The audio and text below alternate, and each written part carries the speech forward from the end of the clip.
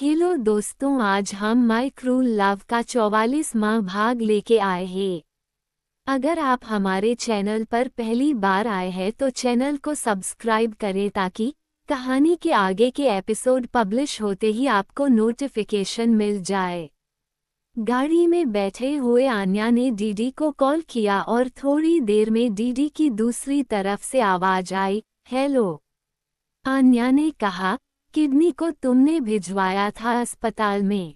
DD ने जवाब दिया, हाँ, क्योंकि मैं जानता था कि तुम्हारा भी यही फैसला होने वाला है। असल में डीडी का सोचना बिल्कुल सही था। आन्या चाहे उन लोगों से कितनी भी नफरत कर ले, मगर उसका पिता मरने वाला था। वो इस चीज को झूठला नहीं सकती थी कि उनके साथ उसका खून का रिश्ता है, और ये चीज तो शायद उसके साथ जिंदगी भर रहेगी। एक आखिरी बार वह अपने पिता की जान बचाकर अपने सारे कर्ज को, अपने सारे एहसानों को चुका देना चाहती थी। आन्या ने डीडी से सिर्फ इतना कहा, आई लव यू। डीडी ने जवाब दिया, लव यू टू। रात का वक्त हो गया था। कहर अपनी ड्यूटी से फ्री होकर घर की तरफ जा रही थी।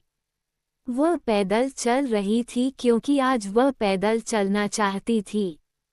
चलते चलते वह थोड़े से सुनसान रास्ते पर आ गई थी। तभी अचानक उसके कदम रुक गए और उसकी आंखें थोड़ी सी कड़क हो गईं। कान एकदम से खड़े हो गए और जैसे उसने कुछ महसूस करने की कोशिश की, वह तुरंत पलटकर देखने लगी। लेकिन वहां पर कोई भी नहीं था। अंधेरा हो चुका था, सुनसान रास्ता था, मगर उसे ऐसा लग रहा था जैसे कोई तो है जो उसका पीछा कर रहा है। उसे थोड़ा अजीब लगा। वह आगे देखकर तेज कदमों से चलने लगी, मगर फिर से उसे महसूस हुआ कि कोई है उसके आसपास। उसके आगे पीछे कोई तो है जो उसके साथ चल रहा है, उसका पीछा कर रहा है। कहर तुरंत अपने हथियारों को निकाल लेती है और चारों तरफ नजर मारती है। पीछे की तरफ उसे कोई भी दिखाई नहीं देता, लेकिन जैसे ही वह पलटकर आगे देखती है तो एकदम से चौंक जाती है, क्योंकि आगे कोई खड़ा था जो शायद उसी के लिए आया था। उसी के जितना लंबा चौड़ा शरीर था। बॉडी हगिंग कपड़े बता रहे थे कि यह शरीर किसी आदमी का नहीं, एक लड़की का है जो शायद चंचल के जितनी ही थी। उसी के जितनी कड़कती के साथ चेहरे पर उसने बिल्ली का मास्क लगाए हुआ था, राउंड शेप का। देखते ही कहर की आंखें बड़ी हो गईं, उसका गला सूख गया और उसने अपना सलाइवा घटक लिया। जैसे वह समझ गई थी कि ये कौन है, डॉक्टर डीडी की भेजी हुई है, फिर इसमें उसे ढूंढ ही लिया। कहर अपनी 2 कदमों को पीछे लेती है। वह लड़की जो सामने मास्क में खड़ी थी, फीट के लिए तैयार थी। कहर बनाम रहस्यमयी लड़की जानलेवा फाइट सीन। चारों ओर अंधेरा फैला था, हल्की हल्की धुंध हवा में तैर रही थी। माहौल में एक अजीब सी खामोशी थी, मगर उसके बीच 2 परछाइयां एक दूसरे के सामने खड़ी थीं। कहर की आंखों में गुस्से की लपटें थीं और सामने खड़ी लड़की रहस्यमय ठंडेपन से उसे घूर रही थी। उसने बॉडी हगिंग कपड़े पहने थे, जिससे उसकी ट्रेनिंग की परफेक्ट फिटनेस झलक रही थी। चेहरे पर राउंड बिल्ली के चेहरे वाला मास्क था, जो उसे और भी खतरनाक बना रहा था। पहला वार कहर ने किया। उसका घूंसा बिजली की तेजी से लड़की के चेहरे की ओर बढ़ा, मगर लड़की झुक गई। उसने कहर के बाजू को पकड़कर उसे पलटने की कोशिश की, लेकिन कहर ने झटके से अपनी पकड़ छुड़ाई और घुटने से वार किया। लड़की ने लोचदार बॉडी से बचाव किया और फुर्ती से पीछे हट गई। अब असली लड़ाई शुरू हो चुकी थी। लड़की ने एक झन्नाटेदार किक मारी, जिससे कहर को 2 कदम पीछे हटना पड़ा। इससे पहले कि कहर खुद को संभालती, लड़की ने उसके पेट पर एक जोरदार मुक्का जड़ दिया। मगर कहर इतनी आसानी से हार मानने वालों में से नहीं थी। उसने तुरंत घूमकर तेज स्पिन किक मारी, जो लड़की के कंधे पर जाकर लगी। लड़की थोड़ा लड़खड़ाई, लेकिन गिरने की बजाय उसने बैकफ्लिप मारी और खुद को संतुलित कर लिया। अब दोनों एक्शन मूवी के हीरो की तरह बिजली की गति से एक दूसरे पर वार कर रहे थे। पंच, किक, ब्लॉक, काउंटर अटैक, हर मूव सटीक और खतरनाक था। फाइट अपने चरम पर थी। कहर ने हवा में छलांग लगाकर राउंड हाउस किक मारी, जिससे लड़की पीछे हट गई। मगर तुरंत ही उसने कहर की टांग पकड़ ली और उसे खींचकर नीचे गिराने की कोशिश की। कहर बचने की कोशिश में थी, लेकिन तभी लड़की ने झुककर उसकी टांगों पर वार किया, जिससे कहर संतुलन खो बैठी और नीचे गिर गई। अब परिस्थिति बदल चुकी थी। कहर जमीन पर थी और लड़की उसके ऊपर हावी हो चुकी थी। उसने एक घूंसा कहर के चेहरे की ओर मारा, मगर इन मौके पर कहर ने अपना सिर घुमा लिया। लड़की ने दूसरा वार करने के लिए हाथ ऊपर उठाया, मगर इस बार कहर ने उसकी कलाई पकड़ ली। दोनों की आंखों में आग जल रही थी। उसे लड़की ने सेक्रेटली हाथ की हथेली से एक नुकीला हथियार निकाल और कर पर हमला कर दिया। कर की गर्दन पर कट लग गया और वो बुरी तरह से चलने लगी। उसे लड़की ने कर को बड़े ही जबरदस्त तरीके से लात और घूस करने शुरू किया। कर खड़ी होने की कोशिश करती है, मगर उसे लड़की के अटैक अब कर को उभरने का मौका ही नहीं दे रहे थे। इस वक्त कर काफी ज्यादा बेबस हो चुकी थी। उस लड़की ने अपना सबसे धारदार नुकीला हथियार निकाल कर पर हमला करने के लिए किया। तभी एक तेज गोली की आवाज से उसे लड़की का चाकू दूर गिर गया। उसे लड़की ने तुरंत वहां देखा तो पाया कि एक पुलिस ऑफिसर उसकी तरफ भाग कर आ रहा है। वह कोई और नहीं, टाइगर पांडे था। उसने जब ये सब अपनी आंखों से देखा तो फिर उसे रहा नहीं गया। कहर बुरी तरह से मार खा रही थी और वह लड़की, वह जो कोई भी थी, कुछ ठीक नहीं लग रही थी। इसलिए टाइगर पांडे तेजी से चलकर उसके पास आया। लड़की ने भागने की कोशिश की, पर टाइगर पांडे ने उसके पैर पर गोली चलाई। लड़की एकदम से नीचे गिर गई और उसका मास्क लुढ़कता हुआ साइड में गिर गया। मास्क का खुलने से उसके बाल भी खुल गए थे। वह लड़की जमीन पर पड़ी थी। टाइगर पांडे उसके ठीक सामने आ गया और अपनी बंदूक को उसे लड़की पर पॉइंट करते हुए बोला, कौन हो तुम और क्यों हमला कर रही हो इस लड़की पर? उस लड़की ने जैसे ही अपना सर पीछे घुमाया और टाइगर को देखा, टाइगर की आंखें फटी की फटी रह गईं, क्योंकि उसे लड़की के चेहरे को देखकर उसके चेहरे का रंग भी पूरे तरीके से उड़ चुका था। वो लड़की जमीन से खड़ी होकर डार्क आंखों से टाइगर को देखते रही और अगले ही पल उसने टाइगर की कलाई को पकड़कर इतना जोर से मरोड़ के टाइगर 180 डिग्री घूमकर जमीन पर गिर गया। उसके हाथ से गन छूट गई। वह संभाल पाता, उससे पहले ही वो लड़की अंधेरे में गायब हो चुकी थी। टाइगर जमीन पर गिरा हुआ था। कहर ने जैसे तैसे जाकर उसे संभाला। उसके फास्ट हीलिंग की वजह से उसके जख्मों से खून बहना कुछ हद तक काम हो गया था, धीरे धीरे ठीक हो रहे थे। कहर टाइगर पांडे को उठाते हुए कहा, आप ठीक तो है ना? आपको ज्यादा लगी तो नहीं? टाइगर अब तक शॉक में था, क्योंकि उसने जिस लड़की का चेहरा देखा था, वह चेहरा वह उसे भूल नहीं सकता। वो नहीं थी जो सबसे पहले उसके दिमाग में आया था। वह शायद वह थी जो दूसरा नाम उसके दिमाग में आया। सबसे पहला नाम जो टाइगर के दिमाग में उसे लड़की का चेहरा देखते ही आया, वह था माया, लेकिन वह माया नहीं थी। वह चेहरा वह माया का चेहरा था, पर वह माया नहीं थी। तभी उसकी आंखों का जुनून देखकर टाइगर के दिमाग में फटाक से एक दूसरा नाम आया और इस वक्त उसके होठों से भी वह नाम निकल गया, सनम। टाइगर समझ नहीं पा रहा था, क्या वह लड़की सनम थी जिसने उसे अभी अभी देखा था? वह बिल्कुल वही चेहरा था। वह कैसे भूल सकता है? सालों पहले उसने उसे लड़की को अपनी आंखों से देखा था। माया का ही तो चेहरा था वह, और सनम बिल्कुल वैसे ही दिखते थे। वह माया नहीं हो सकती थी, तो इसका मतलब क्या? क्या सनम जिंदा है? सालों पहले सनम को मार दिया गया था, फिर एम्बुलेंस में लेकर उसे अस्पताल पोस्टमार्टम के लिए ले जाया जाने वाला था। मगर एम्बुलेंस रास्ते में ही खाई में गिरकर ब्लास्ट हो गई थी। कुछ नहीं मिला था उस एम्बुलेंस में से, ना खुद ड्राइवर की लाश, कांस्टेबल्स के लाश और ना ही सनम के लाश। तो क्या इसका मतलब सनम जिंदा बच गई थी? क्या वह वाकई में सनम थी? टाइगर पांडे के कहर से बोला, वह लड़की कौन थी और तुम्हारे ऊपर हमला क्यों कर रही थी? कहर थोड़ा सा सवाल से हड़बड़ा गई। वह सच्चाई नहीं बता सकती थी।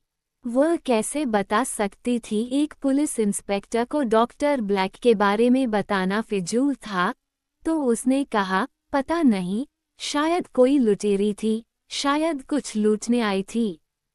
टाइगर भी हैरान था। वह गाड़ी में बैठा हुआ था। उसने तुरंत अपना फोन उठाकर एक जगह पर कॉल लगाया और कहा, मुझे ऐसा लगता है कि सनम जिंदा है, क्योंकि मैंने उसे देखा है। तुम लोग जल्दी वापस लौट आओ। मुझे ऐसा लगता है कि अकाया हमें बहुत जल्द मिलने वाला है। ये बोलकर उसने कॉल कट कर दिया और उसके एक्सप्रेशंस डार्क हो गए। अगर सनम जिंदा है तो अकाया के बारे में बहुत जल्द पता लगने वाला है। हाँ मोम, मैं समझ गई, और आप भी एक बात समझ लीजिए, अगर मुझे लड़का पसंद नहीं आया तो मैं उसके मुंह पर ना बोल दूंगी। अच्छे से समझ लीजिए आप ये बात।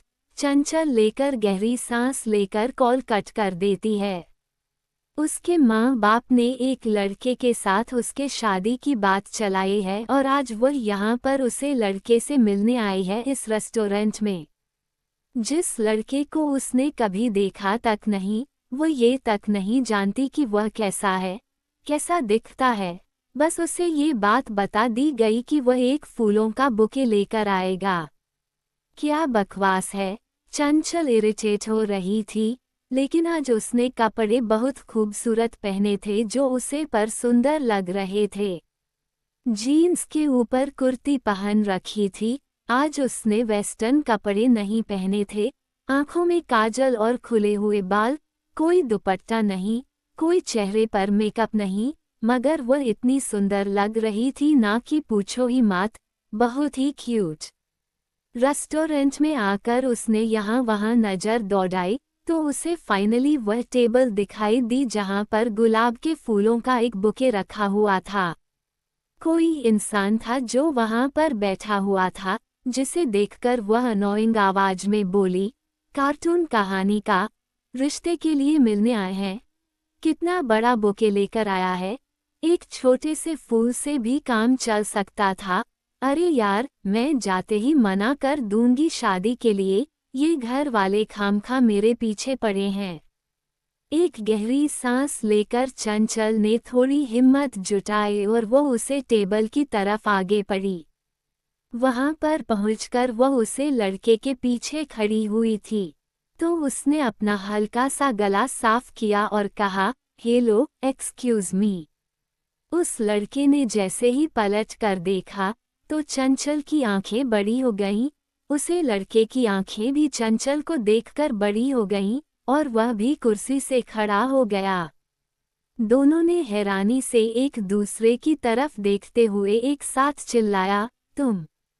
चंचल के सामने मयंक खड़ा हुआ था, जो उसे देखकर उतना ही हैरान लग रहा था जितने के चंचल। थोड़ी देर में दोनों अपनी अपनी कुर्सी पर बैठे हुए थे। दोनों के चेहरे पर कुछ खास एक्सप्रेशंस नहीं थे, उनके सामने कोल्ड कॉफी रखी हुई थी। चंचल मयंक से बोली, देखो, बुरा मत मानना, लेकिन मेरा फिलहाल शादी का कोई इरादा नहीं है। घर वाले मेरे पीछे पड़े थे तो मुझे आना पड़ा, वह भी कभी कभी इरिटेट कर देते हैं। मयंक ने जवाब दिया, हाँ, मेरी भी हालत कुछ ऐसे ही है। घर वाले मुझे भी जल्दी से जल्दी शादी के बंधन में बांध देना चाहते हैं क्योंकि उन्हें ऐसा लगा है कि मेरा नया नया दिल टूटा है, कहीं मैं कोई हालात कम ना उठा लूं। What rubbish!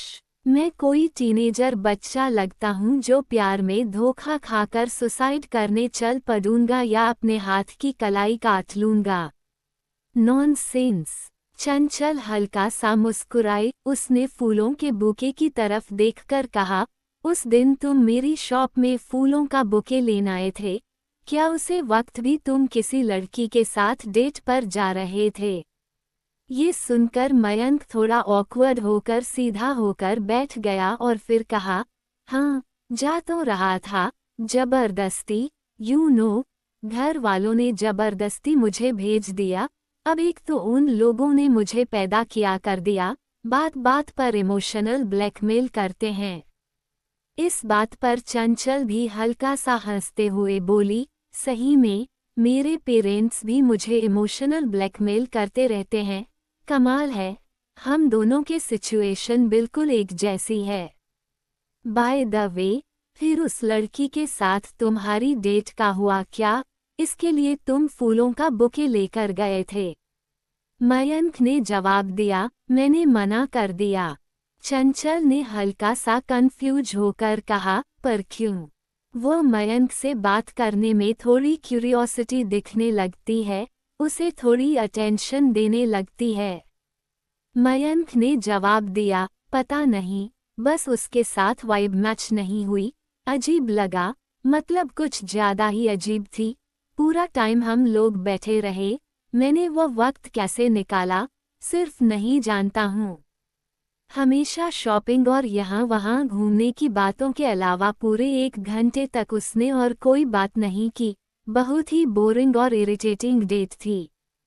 चंचल ने हल्का सा सर हिलाया, उसके बाद मयंक ने चंचल से पूछा, वैसे ये तुम्हारी पहली डेट है या फिर पहले भी आ चुकी हो? चंचल है अपनी आंखें रोल की और जवाब दिया, हो कम ऑन, डेट वगैरह भी मैं नहीं जाती, ये मेरा स्टाइल नहीं है, इसको तो घर वालों ने जबरदस्ती किया, तो मुझे आना पड़ा, वरना मैं तो आना भी नहीं चाहती थी। मयंक ने चंचल के कपड़ों को देखते हुए कहा, आई थिंक तुमने पहली बार ऐसे कपड़े पहने हैं, मतलब मैंने पहली बार देखा है तुम्हें ऐसे, मगर तुम्हारे ऊपर काफी सूट कर रहे हैं, तुम ट्रेडिशनल में भी अच्छी लगती हो। चंचल ने जब ये सुना तो अपने गहरी पलकों को ऊपर उठाकर मयंक की आंखों में देखा, थोड़ा सा ऑकवर्ड हो गई, मगर कम्प्लीमेंट से अच्छा लगा तो उसने कहा, थैंक्स। दोनों कहीं देर बैठकर वहां पर बातें करते हैं, उन्हें एक दूसरे की बातें काफी इंटरेस्टिंग लगती हैं, इसलिए वह एक दूसरे को थोड़ा और जानने की कोशिश करते हैं। फाइनली 2 घंटे वहां पर बिताने के बाद वह वापस आने लगे। मयंक गाड़ी की तरफ जा रहा था, चंचल ने कहा, 2 घंटे हो गए यार हमको, हम इतना बातों में खो गए कि वक्त का पता ही नहीं चला। उसके बाद वह हंसने लगी। मयंक ने चंचल की तरफ देखा, बच्चों की तरह हंसती हुई, वह काफी क्यूट लग रही थी, उसे देखकर उसके होठों पर भी हल्के से मुस्कुराहट आ गई। वह अपनी गाड़ी के पास गया और जाकर खड़ा हो गया। चंचल मयंक से बोली, तो फिर आप हम आगे क्या करेंगे? कुछ सोचा है तुमने? तुम मना करने वाले हो क्या घर पर जाकर? इस बात पर मयंक ने कुछ सोचते हुए कहा, इरादा करके तो यही आया था कि कोई बहाना बनाकर मना कर दूंगा, लेकिन चंचल ने अपनी आईब्रोज को ऊपर उठा लिया और कहा, लेकिन क्या? मयंक ने कहा, देखो, मैं झूठ नहीं बोलूंगा, तुम मुझे इंटरेस्टिंग लड़की लगी, मतलब जिन बेवकूफ़ लड़कियों से मैं पहली डेट पर जा चुका हूँ, उनसे तो काफ़ी बेहतर। तो आई थिंक हम एक दूसरे को थोड़ा जानना चाहिए, क्या ख्याल है? इस बात को लेकर चंचल सोच में पड़ जाती है। मयंक कहता है, क्या तुम्हारा कोई बॉयफ्रेंड है? चंचल ना में सिर हिला देती है। मयंक ने कहा, करंटली मैं भी सिंगल हूँ और अभी आगे किसी से प्यार करना या किसी को डेट करने का मेरा कोई इरादा नहीं है और घर वाले भी अब ज़्यादा वक्त तक हमको सिंगल या कुंवारा रहने नहीं देंगे। किसी न किसी लड़की को पकड़कर चिपका ही देंगे। तुम्हारी भी सेम सिचुएशन है और मेरी भी। थोड़ा सा वक्त ले, एक दूसरे को जानने के लिए 1 महीने तक डेट करते हैं। अगर जम गया तो बात आगे बढ़ाएंगे, वरना तुम अपने रास्ते में अपने रास्ते। देखो, जिंदगी में किसी से तो शादी करनी है। अगर आपके पार्टनर ऐसा मिलता है जो आपको ठीक से समझ सकता है, तो ज़्यादा बेटर है किसी बिल्कुल भी अनजान इंसान से जिसके बारे में आप कुछ नहीं जानते। मयंक की बातों पर चंचल गौर करती है। चंचल के जवाब के इंतजार में मयंक उसके चेहरे की तरफ देखता रहा। ख्यालों में खोई हुई चंचल एक पल के लिए मयंक के ध्यान को अपनी तरफ खींच ही लेती है। उसका खूबसूरत सा चेहरा, मोटी मोटी आंखें जो काजल से सनी हुई थीं, फिर इस पर कोई भी मेकअप नहीं था, फिर भी चेहरा ग्लो कर रहा था। बाल लंबे थे, लहरा रहे थे, बिल्कुल स्ट्रेट थे, एकदम परफेक्ट फिगर और जीन्स और कमीज में तो वह स्कर्ट वाली लड़कियों से ज़्यादा खूबसूरत लग रही थी। पता नहीं क्यों, पर मयंक चाहता था कि यह हाँ कर दे। वह इस लड़की को थोड़ा और जानना चाहता था। फाइनली चंचल ने कहा, तुम्हारी बात में पॉइंट तो है, मैं भी किसी अनजान इंसान के पल्ले नहीं बंधना चाहती। ठीक है, करते हैं डेट, एक दूसरे को 1 महीने तक, और फिर देखते हैं कि 1 महीने बाद क्या डिसीजन रहता है। अगर किसी एक ने भी कदम पीछे किया, तो दोनों ही पीछे हट जाएंगे। ओके। मयंक ने हाँ में सिर हिलाया। चंचल का उसे हाँ बोलना अच्छा लगा। चंचल ने अपना हाथ आगे बढ़कर मयंक से हैंडशेक किया और मयंक ने भी मुस्कुराकर उसे हाथ मिलाया। चंचल जाने लगी पर मयंक बोला, अच्छा, तो फिर कल मूवी के लिए चले। चंचल पलटकर मयंक की तरफ देखकर बोली, ओके, वैसे भी मैं कल फ्री हूँ, चलते हैं। मयंक ने कहा, अगर मोबाइल नंबर मिल जाता तो। इस पर तुरंत याद आया कि दोनों के पास एक दूसरे का फ़ोन नंबर तो था ही नहीं। चंचल अपने फ़ोन को पर्स से निकालते हुए उसके फ़ोटो पर हल्की सी मुस्कुराहट थी। फिर वह पलटकर मयंक की तरफ अपना फ़ोन बढ़ा देती है। मयंक का अपना नंबर उसमें डायल करता है और चंचल मिस कॉल देती है। उसके बाद वह वहां से चली जाती है। कुछ सेकंड तक मयंक खड़ा उसे देखता है। आई होप ये लड़की मेरे जख्मों के दवा बन सके। फिर एक गहरी सांस लेकर अपनी गाड़ी में बैठकर निकल जाता है।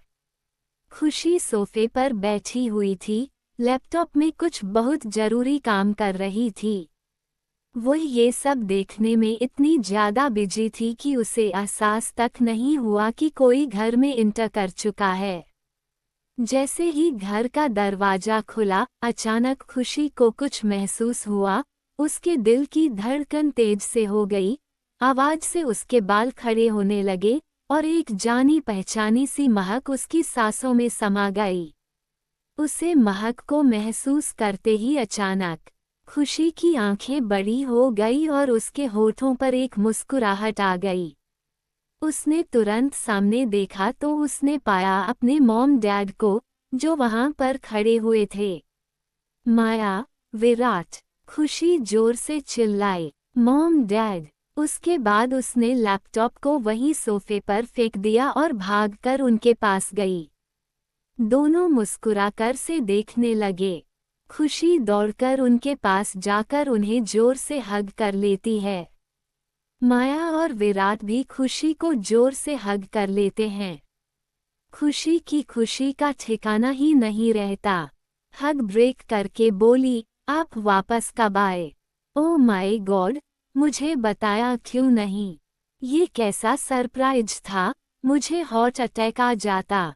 मॉम, डैड, आपने बताया क्यों नहीं कि आप आने वाले हो? कम ऑन यार, एक मैसेज ही कर देते। माया ने मुस्कुराकर प्यार से खुशी के बालों को हाथ से सहलाते हुए कहा, अगर मैसेज कर देते तो तुम्हारे चेहरे की ये खुशी कैसे देखने को मिलती। हमने सोचा हम तुम्हें सरप्राइज देंगे। खुशी इतनी खुश हो जाती है कि उसकी आंखें नम हो जाती हैं। माया प्यार से खुशी के पास आकर उसके चेहरे को अपने हाथों में पकड़ती है। खुशी की आंखों में उसे आज भी अपनी नन्ही सी बच्ची, वो मासूम सी खुशी नजर आ रही थी। माया का दिल ममता से भर गया था। उसने खुशी के माथे पर किस किया और फिर जोर से अपने बच्चे को हग कर लिया। माया को हग करने के बाद खुशी विराट के पास गई। विराट अपनी बेटी को देखकर उसका दिल खुशियों से भर गया था। कितने वक्त बाद आज उसने अपनी बच्ची, अपनी प्रिंसेस को देखा। उसकी खुशी उसकी बातों में समा नहीं रही थी। विराट ने खुशी को अपनी बाहों में भर कर कस के हग कर लिया। खुशी ने दोनों को देखकर कहा, वो माय गॉड, आप दोनों तो आज भी बिल्कुल वैसे हो, जरा भी नहीं बदले, एकदम यंग। ये बात खुशी भी जानती थी। उसे भी ये चीज़ काफ़ी अजीब लगी। यहाँ तक कि नूर और अथर्व को भी पता था, पता नहीं क्यों, लेकिन विराट और माया की उम्र नहीं बढ़ रही थी और ये उन सब के लिए एक अजीब सा, कंफ्यूज कर देने वाला सवाल था कि ऐसा क्यों हो रहा है। तभी सीडीओ से होते हुए अथर्व भी वहां पर आया। अपने मॉम डैड को वहां पर देखकर वह चिल्ला पड़ा, मॉम डैड। अथर्व के चिल्लाने पर दोनों का ध्यान उसकी तरफ गया और तभी भागते हुए नूर भी नीचे वाले कमरे से निकल कर आए। वे सब एक साथ भाग कर आए। विराट और माया ने सबको गले लगाया, सबसे बहुत सारा प्यार किया। उसके बाद सब सोफे पर बैठ गए। तभी घर में दो और लोगों की एंट्री हुई, शरण्या और टाइगर पांडे। वो दोनों वहां पर पहुंच गए थे। टाइगर जानता था कि आज वह दोनों वापस लौटने वाले हैं। टाइगर हाल में आकर बोला, ओ माय गॉड, जरा देखो तो कौन आया है। माया और विराट टाइगर के पास आए और वह उन दोनों से भी हग करके मिले। माया प्यार से शरण्या के गाल को सहलाते हुए बोली, कैसी हो तुम? काफी बड़ी और खूबसूरत हो गई हो। शरण्या मुस्कुराकर बोली, मैं ठीक हूँ बुआ, आप कैसी हो? शरण्या माया को बुआ बुलाती थी और विराट को अंकल, जबकि विराट और माया के तीनों बच्चे टाइगर को मामा जी बुलाते थे। भले ही टाइगर और माया के बीच में खून का रिश्ता नहीं, मगर टाइगर ने दिल से माया को अपनी बहन माना था। वो सब बैठकर वहाँ खूब सारी बातें करते हैं। उसके बाद माया और विराट कमरे में गए। टाइगर भी वहाँ पर मौजूद था और तीनों के चेहरे पर बहुत ही ज्यादा शौक और सीरियस एक्सप्रेशंस थे। माया हैरान होकर बोली, लेकिन भैया, आप ऐसा कैसे बोल सकते हो? I mean, क्या आपको पूरा यकीन है कि आपने सनम को ही देखा था? टाइगर ने काफी सीरियस आवाज में कहा, मैं कुछ भी भूल सकता हूँ माया, मगर सनम को नहीं। वो वही आंखें थी, वही कोल्डनेस थी उसकी आंखों में, चेहरा भी तो सेम टू सेम वही था। वह सनम ही थी। वही जुनून, वही पागलपन था उसकी आंखों में। विराट ने कहा, मगर वह तो मर चुकी है, सालों पहले। वह अचानक जिंदा कैसे हो सकती है? ये कैसे मुमकिन है? टाइगर ने जवाब दिया, वह तो मैं भी नहीं जानता, मगर मैंने उसे देखा, इसलिए मैंने तुम लोगों को फोन करके बताया और तुम्हें यहाँ पर आने के लिए बोला। माया की आंखों में खुशी के आंसू आ गए और वह बोली, अगर सनम जिंदा है तो वह मेरी अकाया के बारे में भी जरूर जानती होगी। मेरा अकाया कहाँ है, उसे जरूर पता होगा। टाइगर कहता है, हाँ, मुझे भी इस बात का पूरा यकीन है कि हो ना हो, वो जरूर उसके बारे में जानती होगी। अगर हमने उसे पकड़ लिया तो हम बहुत जल्दी अकाया तक पहुंच जाएंगे। विराट और माया के दिल को अजीब सा सुकून मिलता है। बरसों से उनके सीने में दम तोड़ चुकी उम्मीद आज फिर से जैसे सांस ले रही थी। उन्हें महसूस हो रहा था कि वो अपने बेटे के पास बहुत जल्दी पहुंचने वाले हैं। उनके अकाया के पास अब उनसे सब्र नहीं हो रहा था, मगर सवाल ये था कि वो सनम को आखिर ढूंढेंगे कैसे, कहाँ पर ढूंढेंगे। लेबोरेटरी में एक गहरी काली सी परछाई एक बड़ी सी स्क्रीन के सामने आकर खड़ी हो जाती है। उसे काली परछाई ने अपने चेहरे पर मास्क पहन रखा था, लंबे काले कपड़े, लेकिन वो डीडी नहीं था, वो था डॉक्टर ब्लैक। सामने स्क्रीन पर उसे कुछ ऐसा दिखा जिसे देखकर उसकी आंखें काफी हैरान नजर आ रही थीं। वो हैरानी से बोला, ये कैसे मुमकिन है? माया और विराट सिंघानिया दोनों इंडिया वापस लौट आए हैं, लेकिन ये क्या, ये लोग अब तक जवान कैसे हैं? तब तो इन्हें बूढ़ा हो जाना चाहिए। ये कैसे मुमकिन है? आखिर कैसे? तभी उसने दिमाग की गहराइयों पर जोर दिया और कुछ याद करके उसके चेहरे पर चमक आ गई। उसने माया और विराट की तस्वीर जो सामने स्क्रीन पर फ्लैश हो रही थी, उनकी तरफ देखा। इसका मतलब, इसका मतलब, इसका मतलब, मैं अपने मकसद के बहुत करीब हूँ।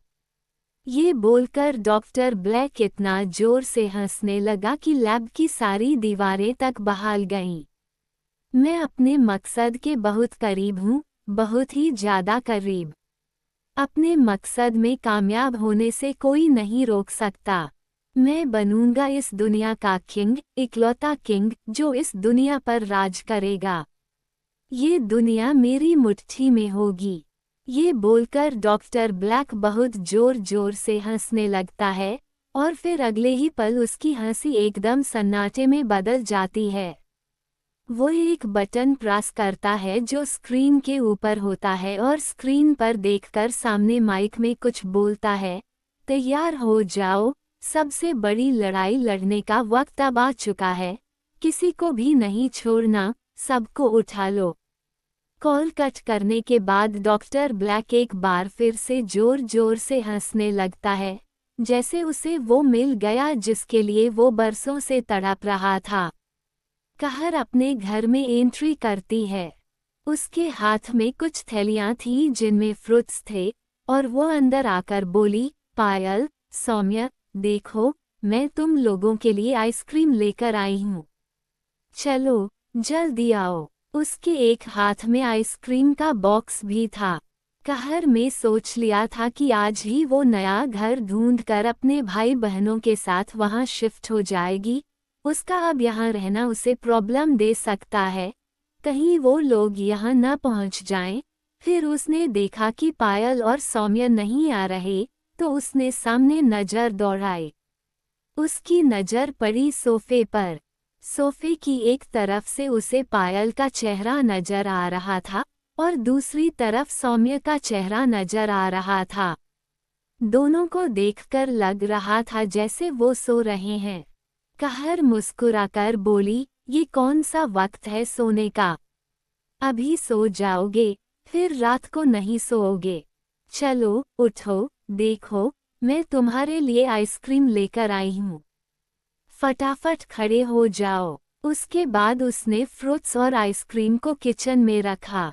उसने देखा कि पायल और सौम्य अभी तक उठकर नहीं आए, तो वह हाल में उनकी तरफ जाते हुए बोली, क्या तुम लोगों को सुनाई नहीं दे रहा है? क्या मैंने कहा ना, खड़े हो जाओ, चलते कर। जब सोफे के बिल्कुल सामने आगे की तरफ आई तो वहां का नजारा देखकर उसकी आंखें फट गईं, दिल दहल गया और वह घुटनों के बाल गिर गई। अगले ही पल पूरा घर उसकी चीख से हिल गया। कहर धाम से जमीन पर गिर गई। उसकी चीख से पूरे घर की दीवारें हिल गई। उसके चेहरे पर हॉरिफाइड एक्सप्रेशंस थे, क्योंकि जो नज़र उसकी आंखों के सामने था वह इतना दिल दहला देने वाला था कि पत्थर भी कांप जाए। सोफे पर सौम्य और पायल दोनों के सर थे। सिर्फ सर, उनके शरीर से अलग हो चुके सर, खून चारों तरफ फैला हुआ था। दो मासूम बच्चों के सरों को उनके शरीर से अलग कर दिया गया था। कर इतने बड़े सदमे में जा चुकी थी कि उसकी आंखें और मुंह खुला का खुला रह गया और वह लाश की तरह जमीन पर गिर गई। वो बिल्कुल पत्थर बन चुकी थी। चारों तरफ घोर सन्नाटा था। कर की आंखों के सामने उसके भाई बहन, उसके छोटे छोटे भाई बहन जो उसके भाई बहन नहीं बल्कि उसने उन्हें अपने बच्चों की तरह पाला था, आज वो उसकी आंखों के सामने खत्म हो चुके थे। ये सब कहर के लिए इतना हॉरिफाइड था कि उसका दिल मानो धड़कना बंद कर चुका था। किसने किया होगा ये? कोई इतना निर्दय आखिर कैसे हो सकता है? एक ही सेकंड में कर की आंखों के सामने अपने छोटे छोटे भाई बहन दिखाई देने लगे। उनके साथ बीते प्यार भरे वह सारे लम्हे एक सेकंड के अंदर कहर की आंखों के सामने से गुजर गए और ऐसा लगा जैसे कहर की आत्मा ने उसके शरीर का त्याग कर दिया। एक लाश की तरह वो जमीन पर गिरी रही, पड़ी रही, उसकी उंगली तक नहीं हिली। तभी वहां पर एक लड़की आई। यह शायद वही लड़की थी जिसे कर पर हमला किया था। उसे लड़के के चेहरे पर इस वक्त कोई मास्क नहीं था और उसका चेहरा बिल्कुल माया की तरह था, मगर उसके चेहरे पर माया की तरह कोई सॉफ्टनेस, प्यार या कोई अच्छा ही नहीं थे, सिर्फ बुराई थी, क्योंकि वो साक्षात एक शैतान लग रही थी। उसके हाथ में एक चाकू था जिससे अब भी खून टपक रहा था। देखकर लग रहा था कि उस जालिम ने दो मासूमों की गर्दन को शायद इसी चाकू से काटा था। वो लड़की चलकर कहर के पास आई। कहर को किसी भी चीज का कोई होश नहीं था। वो वहां पर खुली आंखों के साथ जमीन पर पड़ी थी और उसकी आंखें इस वक्त टिकी हुई थी अपने दो मासूम बच्चों पर, उनके कटे हुए सरों पर। एक ही सेकंड के अंदर कहर की जीने की सारी उम्मीदें और चाहते दम तोड़ चुकी थी। वो इतने गहरे सदमे में चली गई थी, उसका दिल इतनी गहरी शोक में डूब गया था कि इस वक्त वह एक जिंदा लाश से ज्यादा और कुछ नहीं लग रही थी। वो लड़की कहर के पास आई, झुककर उसके बालों को अपने मुट्ठी में पकड़ लिया और फिर खड़ी होकर उसे घसीटते हुए दरवाजे की तरफ लेकर जाने लगी। उसके चेहरे पर कोई एक्सप्रेशंस नहीं थे, मगर आंखों में एक बहुत ही शैतानी चमक थी, शायद शैतानों से भी ज्यादा शैतानी चमक। कहर एक लाश की तरह पड़ी हुई थी और वो लड़की उसके लंबे बालों को अपने मुट्ठी में पकड़कर उसे ऐसे घसीटकर लेकर जा रहे थे मानो कोई चावल की बोरी का मुंह पकड़कर उसे जमीन पर घसीट रहा हो। मगर कहर की तो उंगली तक नहीं हिल रही थी। वो वाकई में एक लाश की तरह बस घसीटी जा रही थी। स्वयं जिम से बाहर निकला, जैसे ही अपनी बाइक की तरफ बढ़ने लगा उसके कदम रुक गए और आंखें एकदम से बड़ी हो गई, क्योंकि उसे मास्क पहनने वाले कुछ लोगों ने चारों तरफ से घेर लिया था। राजवीर अपने घर में किचन में कुछ बना रहा था। तभी उसके घर का दरवाजा टूट गया। इतनी तेज आवाज से राजवीर तुरंत दौड़कर दरवाजे के पास आया तो उसने अपने घर में भी उन लोगों को देखा, जिन्हें देखते ही उसके पैरों के नीचे से भी जमीन खिसक गई। आन्या भी एक गाड़ी में थी जिसके हाथ पैर मुंह सब बांध दिया गया था। माया और विराट जॉगिंग के लिए निकले थे। समंदर के किनारे पर दौड़ते दौड़ते वो थोड़े थक गए थे तो माया विराट से बोली, विराट, कुछ अजीब लग रहा है। विराट माया को जूस का ग्लास देते हुए बोला, क्या हुआ? माया वही एक छोटी सी दीवार के ऊपर बैठी थी। उसने विराट से कहा, पता नहीं, अचानक बहुत बेचैन हो रहा है। विराट हल्का सा मुस्कुराकर बोला, कुछ नहीं है, सब ठीक है। माया कुछ बोली तो नहीं, मगर उसे वाकई में बेचैनी हो रही थी। दोनों ने जूस पिया और जूस पीकर जैसे ही वो लोग वहां से जाने लगे, अचानक माया को चक्कर आने लगा। विराट ने तुरंत उसे अपनी बाहों में पड़ा, लेकिन उसने महसूस किया कि उसका सर भी बड़ा जोर से घूम रहा था और दोनों अगले ही पल जमीन पर बेहोश होकर गिर गए। अगुनी खुशी को लेकर एक सुनसान सी जगह पर आया। उसने गाड़ी रोक दी। खुशी उस जगह को देखकर बोली, अगुनी, ये कौन सी जगह है और तुम मुझे यहाँ क्यों लेकर आए हो? अगुनी खुशी की तरफ देखने लगा। उसकी आंखों में अजीब से कॉम्प्लिकेटेड इमोशंस थे। खुशी कंफ्यूज थी क्योंकि वह समझ नहीं पा रही थी कि अचानक अगुनी को हो क्या गया है। अगुनी खुशी के नजदीक आया और उसे अपनी बाहों में भरते हुए बोला, मैं तुमसे बहुत प्यार करता हूँ खुशी, मगर प्लीज प्लीज मुझे माफ कर देना, मेरे पास कोई और रास्ता नहीं है। खुशी बहुत ज्यादा कंफ्यूज हो गई। उसने कहा, अगुनी, ये तुम क्या? उसने इतना ही कहा कि अगुनी ने खुशी के कान के पीछे की एक खास नस को दबा दिया। खुशी धीरे धीरे बेहोश होने लगी और अगले ही पल वह अगुनी की बाहों में बिल्कुल बेहोश हो चुकी थी। अगुनी उसे अपनी गोद में उठाकर एक लैब में एंट्री करता है। एक खास कमरे में जाकर वो खुशी को कांच के एक जार के अंदर लेटा देता है। उसके बाद वो थोड़ा पीछे हटके देखता है। वहां पर हर जार के अंदर कोई ना कोई था। विराट, माया, कहर, राजवीर, स्वयं, अथर्व, नूर, आन्या, सब यहाँ पर एक एक कांच के जार में थे और इस वक्त बेहोश थे। अग्नि की आंखों में कॉम्प्लिकेटेड से इमोशंस थे। एक दर्द था, खास करके खुशी को देखकर उसका सीना कट रहा था, मगर उसे ये करना ही होगा। अपने मालिक के ऑर्डर को वो इग्नोर नहीं कर सकता। उसके बाद अगुनी वहां से चला गया। एक बड़ी सी स्क्रीन पर यह सब कुछ देखा हुआ डॉक्टर ब्लैक तिरछा सा मुस्कुरा दिया। अपने सारे चिलगोजों को अपनी मुट्ठी में देखकर उसकी खुशी का ठिकाना नहीं था। उसके बाद वह जोर जोर से हंसने लगा, बहुत जोर जोर से, इतना जोर से कि उसकी पूरी लैब हिल गई। धीरे धीरे माया को होश आया और उसने अपनी आंखें खोली। उसने खुद को थोड़ा सा संभालते हुए जैसे ही चारों तरफ देखा, उसकी आंखें शौक के कारण फट गई और दिल की धड़कनें तेज हो गई। वो अपनी आंखों पर यकीन नहीं कर पा रही थी कि वो क्या देख रही है। वो एक कांच के कंटेनर में बंद थी और उसके साथ साथ वहां पर उसके सारे अपने कंटेनर में बंद थे।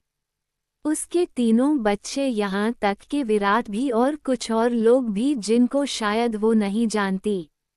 होश में आने के बाद माया एकदम से चिल्लाकर बोली, विराट, विराट आंखें खोलो, विराट, खुशी, नूर, अथर्व, अपनी आंखें खोलो। उसके लगातार चिल्लाने की वजह से बाकी सब लोग भी धीरे धीरे होश में आने लगते हैं। कुछ ही सेकंड में सब लोग होश में आकर चारों तरफ देखते हैं तो उनकी हैरानी का ठिकाना नहीं रहता। विराट एकदम से शीशे के कंटेनर में खुद को पाकर बहुत ज्यादा हैरान होकर बोला, ये हम कहाँ पर हैं? माया बोली, विराट, ये सब क्या हो रहा है? मुझे कुछ समझ में नहीं आ रहा, हम कहाँ हैं? अथर्व, नूर और बाकी सब लोग भी उतने ही हैरान थे, लेकिन कर स्वयं और राजवीर शायद समझ गए थे कि वह लोग इस वक्त कहाँ पर है। राजवीर ने कहा, आखिर वही हुआ जिसका डर था, आखिर हम लोग डॉक्टर ब्लैक के कब्जे में आ ही गए। अचानक राजवीर की बात सुनकर विराट, माया और उनके तीनों बच्चे हैरान हो जाते हैं। खुशी हैरान होकर बोली, डॉक्टर, डॉक्टर ब्लैक, उद्धरण चिन्ह। माया ने कहा, कौन है ये डॉक्टर ब्लैक और उसने हमें इस तरह से किडनैप करके क्यों रखा है? खुशी को याद आया कि बेहोश होने से पहले वह अगुनी के साथ थी। वो कुछ बातें कर रहा था। क्या इसका मतलब ये सब कुछ? पता नहीं क्यों, लेकिन खुशी के दिल एक अजीब से डर में तड़पने लगता है। काश ऐसा ना हो जैसा वह सोच रही है। काश इन सब से अगुनी का कोई लेना देना ना हो। स्वयं ने सबसे कहा, डॉक्टर ब्लैक एक साइंटिस्ट है, हम तीनों उसके एक्सपेरिमेंट का नतीजा है। मगर आप लोगों को उसने यहाँ क्यों किडनैप किया है, इस चीज का हमें कोई आइडिया नहीं है। विराट और माया की हैरानी का ठिकाना नहीं था। वह लोग नहीं जानते थे डॉक्टर ब्लैक कौन है। वह लोग ये भी नहीं जानते थे कि उनको और उनकी फैमिली, उनके बच्चों को यहाँ किडनैप करके क्यों रखा गया है। आखिर कौन है ये डॉक्टर ब्लैक और उनसे क्या चाहता है। अपनी लैब में बैठे हुए डॉक्टर ब्लैक ने स्क्रीन पर कुछ बटन प्रेस किया और कहीं पर कुछ सिग्नल भेजा। थोड़ी ही देर में उसके पास एक कॉल आया। जैसे ही उसने वीडियो कॉल उठाया, दूसरी तरफ से गुस्से में जलता हुआ एक चेहरा उसकी आंखों के सामने आया। वो कोई और नहीं डीडी था, जो इतना गुस्से में लग रहा था जैसे सब कुछ जलकर राख कर देगा। उसने चिल्ला कर कहा, डॉक्टर ब्लैक, मेरी आन्या और वो तीनों कहाँ हैं? तुमने हद पार कर दी है। अब तुम्हें मेरे कहर से कोई नहीं बचा सकता, कोई भी नहीं बचा सकता। इस बात पर डॉक्टर ब्लैक जोर जोर से हंसने लगता है। वो अंधेरे में बैठा था और उसका चेहरा दिखाई नहीं दे रहा था। वो कहता है, यही तो मैं चाहता हूँ। कब से तुमसे मिलने के लिए तड़प रहा था, लेकिन तुम हो किया ही नहीं रहे थे। एक और खुशखबरी है तुम्हारे लिए जो तुम्हें यहाँ मेरे पास आकर अपने घुटने टेकने पर मजबूर कर देगी।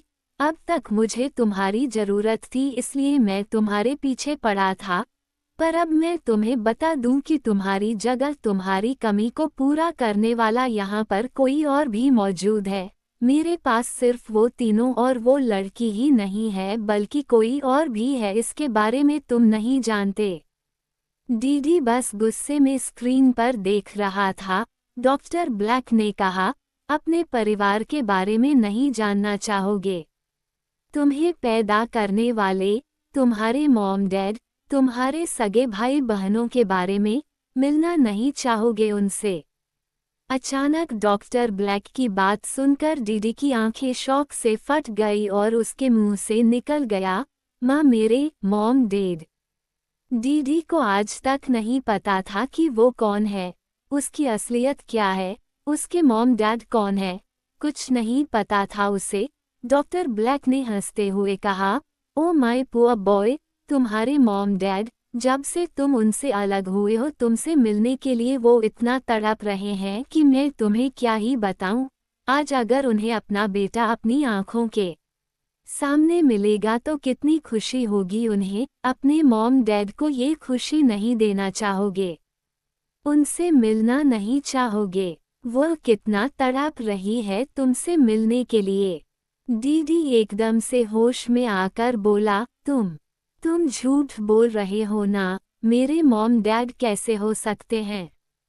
मेरी फैमिली कैसे हो सकती है? तुम झूठ बोल रहे हो ना डॉक्टर ब्लैक।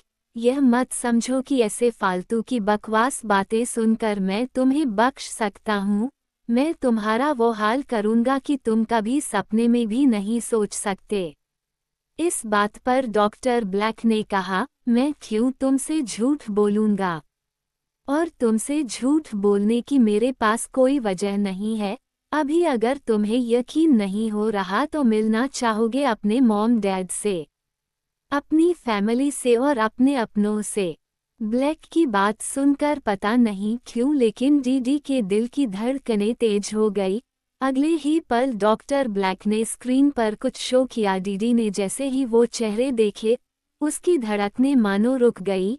स्क्रीन पर सबके चेहरे थे, लेकिन तो खास चेहरे जिन पर जाकर उसकी आंखें टिक गई वह थे माया और विराट। उन दोनों को देखते ही पता नहीं क्यों अचानक ही डीडी के दिमाग में कुछ गहरी दफन की गई यादें घूमने लगी। एक शब्द, अकाया।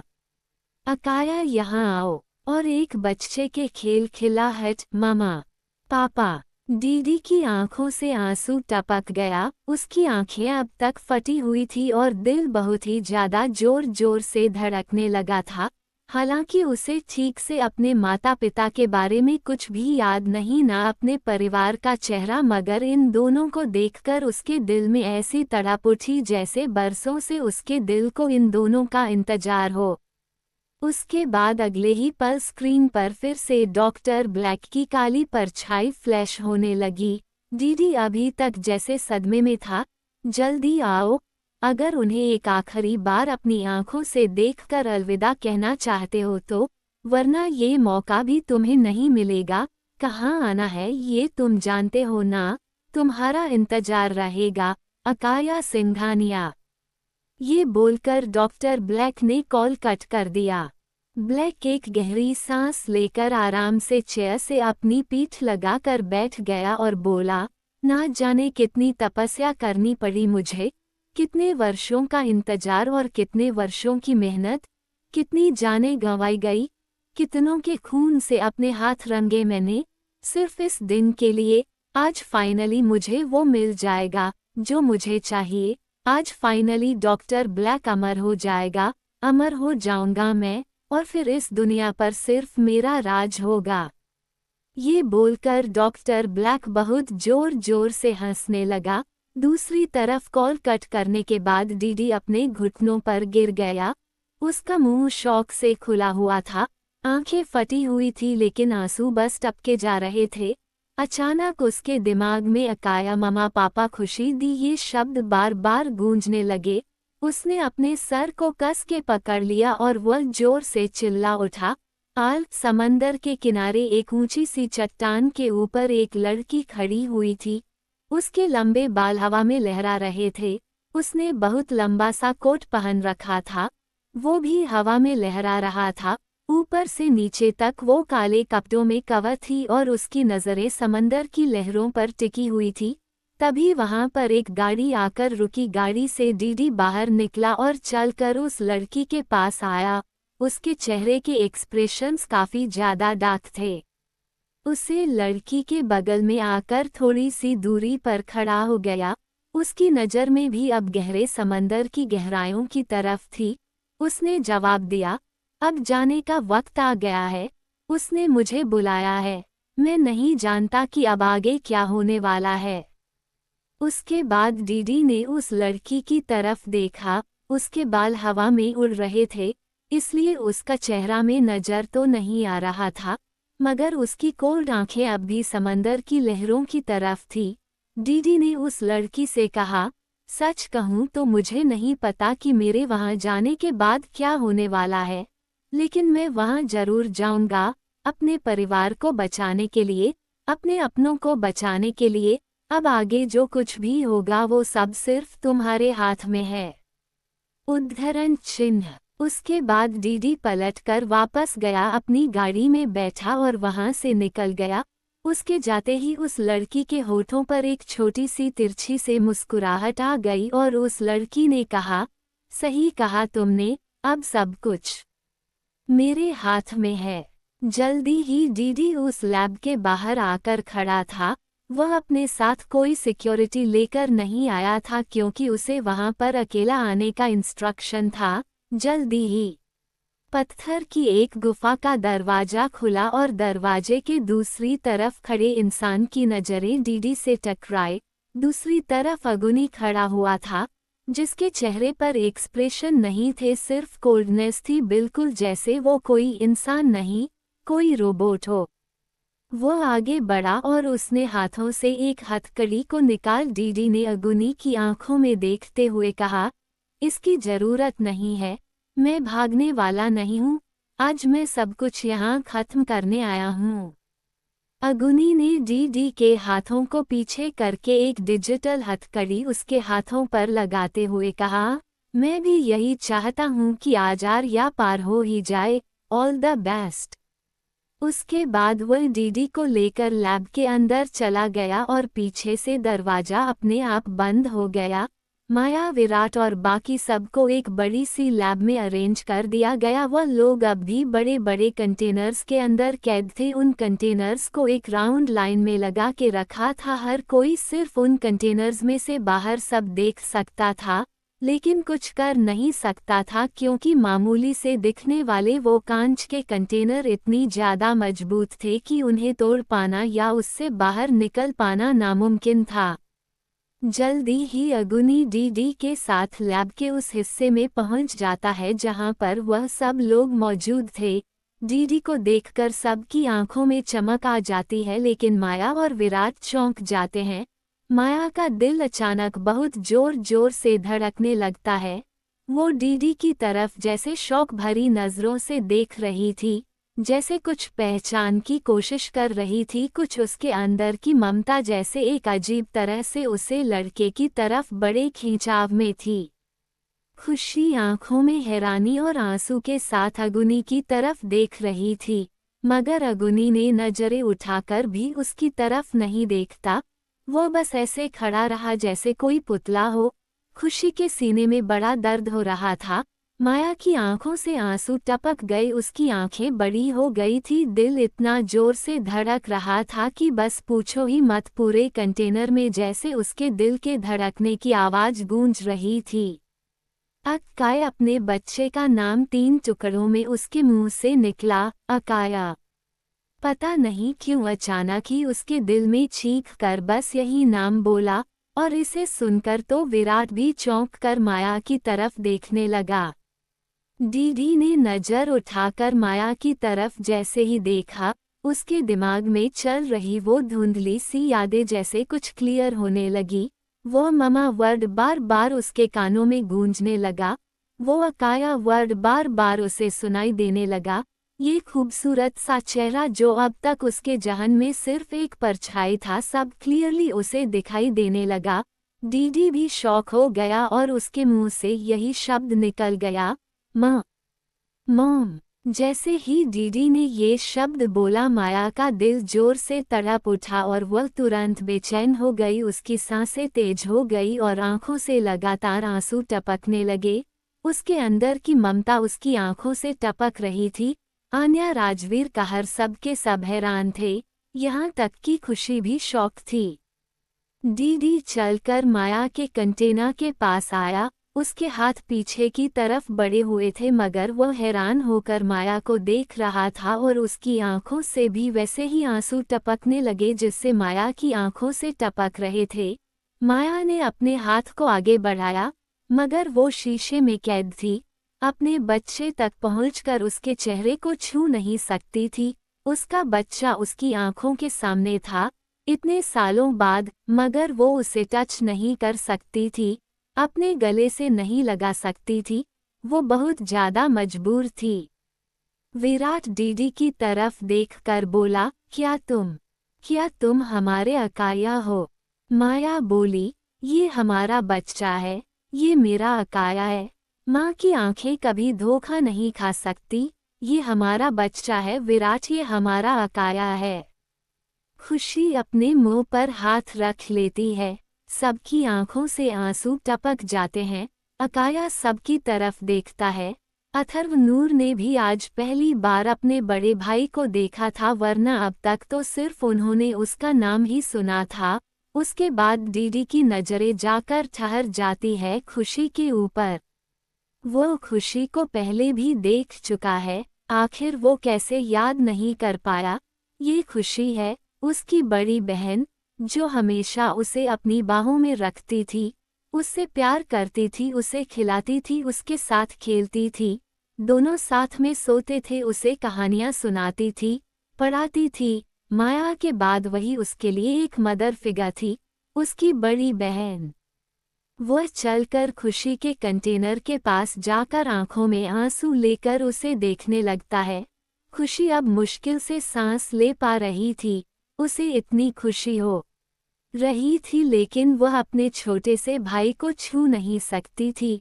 डीडी के अंदर उसे वही अपना छोटा सा अकाया नजर आ रहा था। अकाया को वह आखिरी लम्हे याद आने लगते हैं जब वो आखिरी बार खुशी से चिपका हुआ था, उसे वहां से ले जाया गया था और वो अपनी बहन से अलग हो गया था। तभी अचानक वहां पर एक आवाज गूंज उठी, क्या बात है? बरसों से बिछड़े हुए बेटे का आज अपने परिवार के साथ कितने सालों बाद मिलन हुआ, देखकर किसी की भी आंखों में आंसू आ जाएंगे। सब लोगों ने जैसे ही उस आवाज की डायरेक्शन में देखा, अंधेरे से निकलकर एक काली परछाई रोशनी में आकर खड़ी हो गई। उस काली परछाई ने भी अपने चेहरे पर मास्क लगाए हुआ था, लेकिन डीडी जानता था कि वो कौन है। उसे देखते ही उसके एक्सप्रेशंस डार्क हो गए और हाथों की मिशन जोर से कस गई। डीडी ने गुस्से से चिल्लाया, डॉक्टर ब्लैक, तुमने मुझे बुलाया था, तुम्हें मैं चाहिए था ना? मैं आ चुका हूँ, अब तुम्हें मेरे साथ जो करना है वो कर सकते हो, लेकिन इन सब को छोड़ दो, जाने दो इन सब को, इन सब का कोई कसूर नहीं है, जाने दो इन्हें। ये सुनकर डॉक्टर ब्लैक हंसते हुए बोला, कौन यहाँ आएगा, कौन यहाँ से जिंदा लौट कर जाएगा, इसका फैसला तो सिर्फ मैं करूँगा, अकाया सिंघानिया, और कोई भी नहीं। ये डॉक्टर ब्लैक की लैब है, उसकी दुनिया, यहाँ पर ना कोई अपनी मर्जी से आ सकता है और ना ही कोई अपनी मर्जी से लौट कर जा सकता है। यहाँ वही होता है जो डॉक्टर ब्लैक चाहता है, सब कुछ मेरे इशारे पर चलता है। वो आदमी रोशनी में आया और फिर उन सब की तरफ देखने लगा। हम तो एक बार फिर से सालों बाद परिवार का रियूनियन हो रहा है। वेरी गुड, काफी इमोशनल माहौल हो गया है। विराट चिल्लाकर बोला, कौन हो तुम और क्या चाहते हो हमसे? क्या तुम ही हो वो जिसने सालों पहले हमारे बेटे को हमसे अलग कर दिया था? आखिर तुम्हें क्या चाहिए हमसे? इस बात पर डॉक्टर ब्लैक जोर जोर से हंसने लगा। उसकी हंसी डरावनी थी, मगर सब लोग उसे गुस्से भरी नजरों से देख रहे थे। डॉक्टर ब्लैक ने कहा, बिल्कुल, मैं ही था वो और मैं ही हूँ। मुझे जो चाहिए वो तो मैं ले ही लूँगा और मुझे वो लेने से कोई रोक भी नहीं सकता। ना कल कोई रोक पाया था, ना आज कोई रोक सकता है। आज फाइनली मेरे इतने सालों की मेहनत रंग लेकर आने वाली है। मगर एक चीज़ मेरे लिए वाकई में हैरान कर देने वाली थी, विराट और माया, तुम दोनों। विराट और माया हैरान और कंफ्यूज होकर डॉक्टर ब्लैक को देख रहे थे। डॉक्टर ब्लैक ने कहा, तुम दोनों की उम्र, ओ माय गॉड, मैंने सोचा भी नहीं था। तुम दोनों की उम्र वहीं पर अटकी हुई है। तुम दोनों अब भी जवान हो, इसका मतलब समझते हो। खैर छोड़ो, तुम कहाँ से समझोगे, इसका मतलब मैं तुम लोगों को समझाऊंगा, वह भी बहुत जल्द। उसके बाद डॉक्टर जाकर अपनी चेयर के ऊपर बैठ गया और फिर बोला, माया मेरी बच्ची, इतने सालों बाद तुमसे मिलकर बहुत अच्छा लगा मुझे। सच कहूँ तो आज भी तुम वैसे ही हो जैसे पहले थी, मासूम, बहुत खूबसूरत। माया को ये आवाज़ कुछ जानी पहना पहचानी से लगी। इस आवाज़ को वह बहुत बार जैसे सुन चुकी थी। माया हैरान, हल्की हैरान नजर आने लगी और उस आदमी को जैसे पहचानने की कोशिश कर रही थी। माया ने कहा, कौन हो तुम? तुम हम लोग को कैसे जानते हो? तुम्हें देखकर मुझे ऐसा क्यों लग रहा है जैसे मैं तुम्हें बहुत अच्छे से जानती हूँ। आखिर तुम कौन हो? अपने चेहरे के ऊपर से ये मास्क हटाओ और अपने असली चेहरे के साथ हमारे सामने आओ। माया का दिल बड़े अजीब तरीके से धड़क रहा था। माया की बातें सुनकर बाकी सब भी हैरानी से उसकी तरफ देखने लगे। आखिर माया को ये आदमी जाना पहचाना क्यों लगा और उसकी बातें सुनकर लग रहा है जैसे ये भी माया को काफी लंबे अरसे से और बड़ी अच्छी तरह से जानता है। माया डॉक्टर ब्लैक को आखिर कैसे जानती है? डॉक्टर ब्लैक माया को कैसे जानता है? कोई नहीं जानता था। डॉक्टर ब्लैक हंसने लगा और बोला, तुम मेरा चेहरा देखना चाहती हो? ठीक है, अब जबकि तुम सब का अंत आ ही चुका है तो एक ख्वाहिश भी आज तुम लोगों की मैं पूरी कर देता हूँ। मेरा चेहरा देखना है ना? लेकिन ज़रा अपने आप को संभाल लेना, कहीं ऐसा ना हो कि मुझे देखकर तुम्हारे पैरों के नीचे से जमीन ही खिसक जाए। सब लोग और भी ज़्यादा हैरान हुए, खासकर के माया और विराट। डॉक्टर ब्लैक ने धीरे धीरे अपने मास्क के ऊपर हाथ रखा और फिर अगले ही पल अपने चेहरे से जैसे ही मास्क को हटाकर जमीन पर फेंका, उसका चेहरा देखकर माया और विराट के पैरों के नीचे से जमीन खिसक गई।